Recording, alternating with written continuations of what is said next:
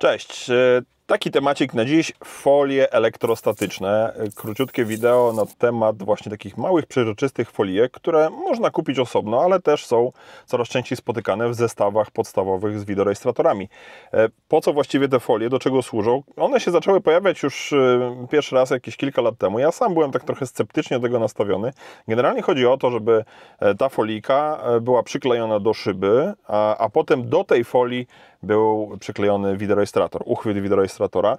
No i ja na początku byłem sceptyczny, no bo przecież jak taka cieniutka, przeźroczysta folijka ma utrzymać wideorejestrator na szybie? No i oczywiście byłem w błędzie.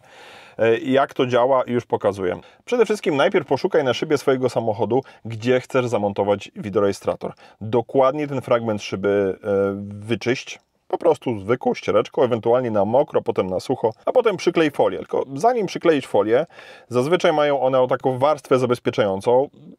Działa to na podobnej zasadzie jak folia do ekranu na telefonie. Czyli ściągasz tą folię zabezpieczającą i dopiero wtedy przyklejasz do ekranu na telefonie. Identycznie jest właśnie w przypadku takiej foliki na szybę. Czyli zdejmujesz warstwę zabezpieczającą i dopiero wtedy przyklejasz na szybę. Mogą się pojawić jakieś tam małe pęcherzyki, oczywiście trzeba je wycisnąć w miarę możliwości po przyklejeniu tej folii na szybę. Czasem w przypadku niektórych folii są dwie warstwy zabezpieczające, tak jak tutaj w przypadku tej, którą trzymam w ręku. Wtedy po prostu zerwij tą drugą warstwę zabezpieczającą i wtedy folia jest gotowa do tego, żeby nakleić na nią wideorejestrator. No i możecie zapytać, po co właściwie stosować te folie, skoro można wideorejestrator czy uchwyt tego wideorejestratora przykleić bezpośrednio do szyby.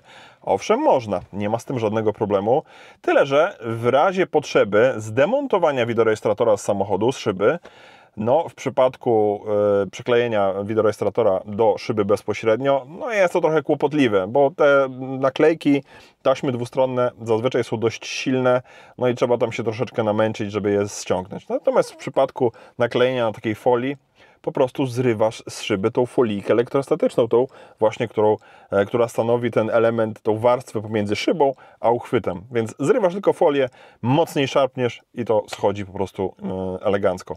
Cała filozofia ukryta w foliach elektrostatycznych. Przyznam szczerze, nie byłem do nich pierwotnie przekonany, kiedy zaczęły się pojawiać. Teraz ciężko mi sobie wyobrazić, żeby ich nie stosować, szczególnie w naszym tutaj WR24, w naszych okolicznościach, kiedy tych kamer testujemy mnóstwo, jej przyklejamy, odklejamy, zakładamy, zdejmujemy i tak dalej, więc bez tych folii naprawdę ciężko byłoby tutaj to ogarnąć. Polecam. Małe, a cieszy. Wszystkiego najlepszego. Do następnego razu. Cześć! Wideorejestratory24.pl mają już 10 lat. Subskrybuj nasz kanał na YouTube, szukaj więcej w społecznościówkach i na naszej stronie internetowej.